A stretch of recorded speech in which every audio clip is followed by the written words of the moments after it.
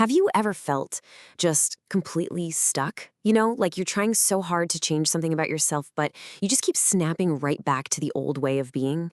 It's one of the most frustrating feelings in the world. But what if I told you the reason it's so incredibly hard has less to do with your willpower and a whole lot more to do with physics? Yeah, you heard that right. Today, we're going to look at personal transformation in a totally new way. I mean, this is the real question, isn't it? Why does it feel so impossible sometimes? We always blame ourselves. We think, I'm not disciplined enough, or I just don't have enough willpower. But what if it's not a personal failing at all? What if it's just a set of predictable, scientific laws at work inside of us? That's what we're diving into, the hidden physics of changing your life. Okay, so our first stop on this journey is a concept from science called equilibrium. The basic idea is that our minds, kind of like any other complex system in nature, are always trying to find a stable balance. But here's the thing. As we're about to see, that balance isn't always good for us. In fact, it can be a really clever trap. I want you to think of your current self for a second. All your habits, your beliefs, your automatic reactions, think of it all as one big interconnected system. Now, that whole system has found a state of balance, an equilibrium. And here's the crucial part. Your brain's number one job isn't to make you happy. It's to keep that system stable, because whatever is familiar feels safe, even if that familiar thing is something you desperately want to change. And this right here, this is the trap. A state of chronic anxiety? That can be an equilibrium. A pattern of procrastinating on your dreams? That can be an equilibrium too.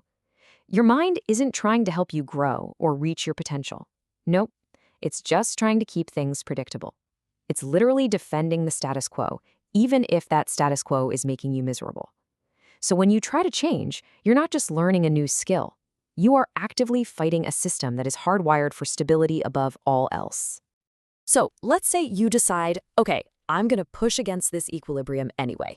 What do you think happens? Well, your system doesn't just roll over. Oh no, it fights back. And it uses two really powerful principles from science to pull you right back to where you started.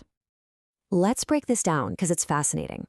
On one hand, you've got something from chemistry called Le Chatelier's principle. The easiest way to think of it is like a seesaw. When you push down on one side, that's you trying to change, the system automatically pushes down on the other side with equal force to bring it back to level. It's a direct automatic pushback. But then you've got something even deeper from biology. Homeostasis. This is like your mind's internal immune system. It sees your current patterns, even the bad ones, as self, as safe, because hey, they've kept you alive so far. Any new pattern is seen as an invader, an unknown threat, and it triggers all the internal alarm bells. And this brings us to what might be the most important mindset shift of all. Your resistance, it's not a character flaw. It's your system trying to protect you. That loud inner critic that shows up the second you try something new, that sudden overwhelming wave of anxiety, that's not a sign you're weak or that you're failing. It's the sound of your internal protection system doing exactly what it was designed to do. It's a feature, not a bug. Let's make this real. Imagine someone we'll call Sarah. Her perfectionism is a source of constant stress, but for her, it's a stable, predictable system. It feels familiar. The second she tries to practice self-compassion, to be a little kinder to herself when she makes a mistake, her system freaks out. It fights back hard. Her inner critic just starts screaming, if you get soft, you're going to fail at everything, and she feels this huge wave of anxiety. That's her system generating a coordinated pushback to get her back to the safe, familiar territory of being a perfectionist. So if your own mind is actively fighting against the very change you want to make, it's no wonder it feels so incredibly exhausting. And guess what? There's a scientific term for this huge initial effort you have to put in. It's called activation energy.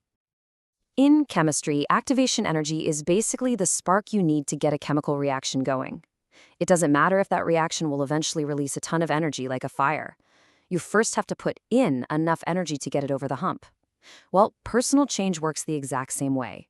There is an upfront energy cost, a price of admission, that you absolutely have to pay to get the process started. I mean, the image of lighting a fire just says it all, right? You can't just touch a match to a giant log for a split second and expect a bonfire.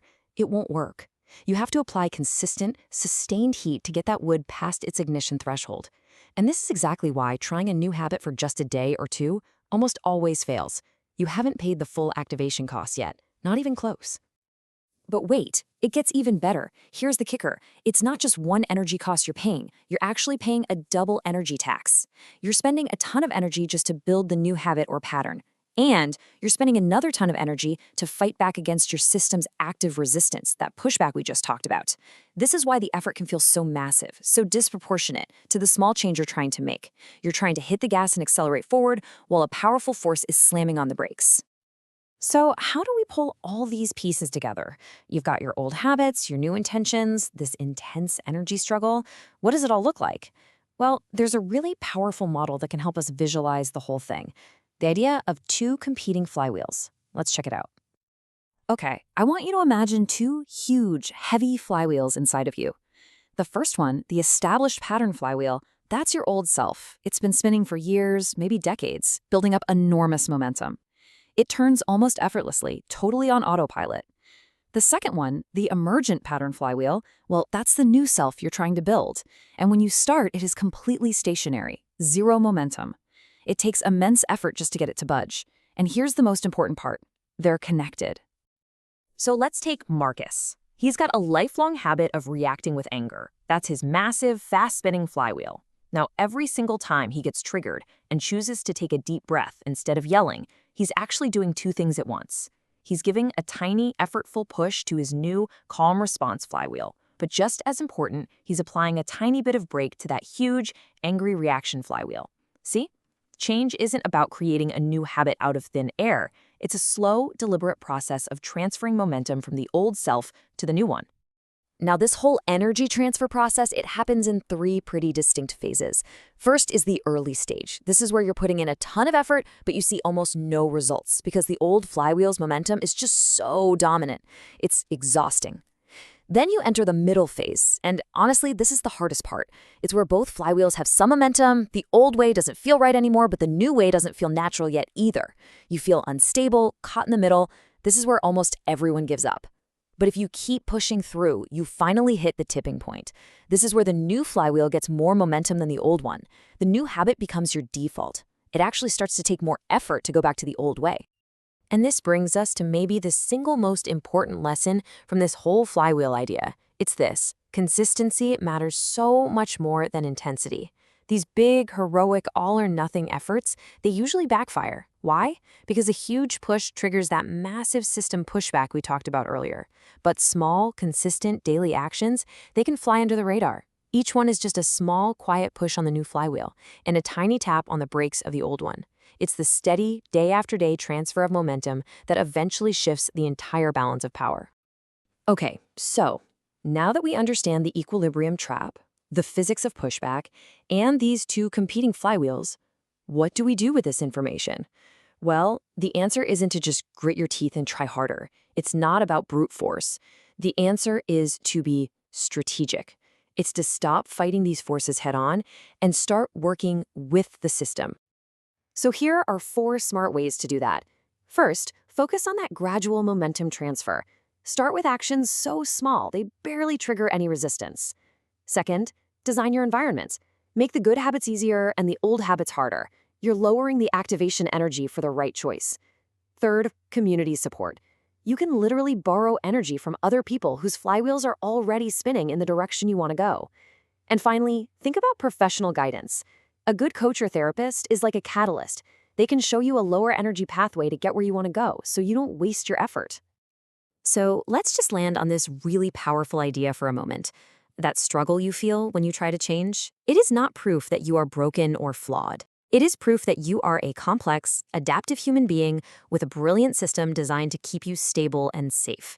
Your resistance isn't a bug. It's a sign that your system is working exactly as intended. And that leaves us with a final question to think about. We always talk about personal growth like it's a battle, a war we have to win. But what if that's the wrong metaphor entirely? What if real wisdom isn't about overpowering these fundamental forces of our own nature, but about understanding them, respecting them, and learning how to skillfully work with them? What if it's less like a war and more like a dance? Thanks for joining me.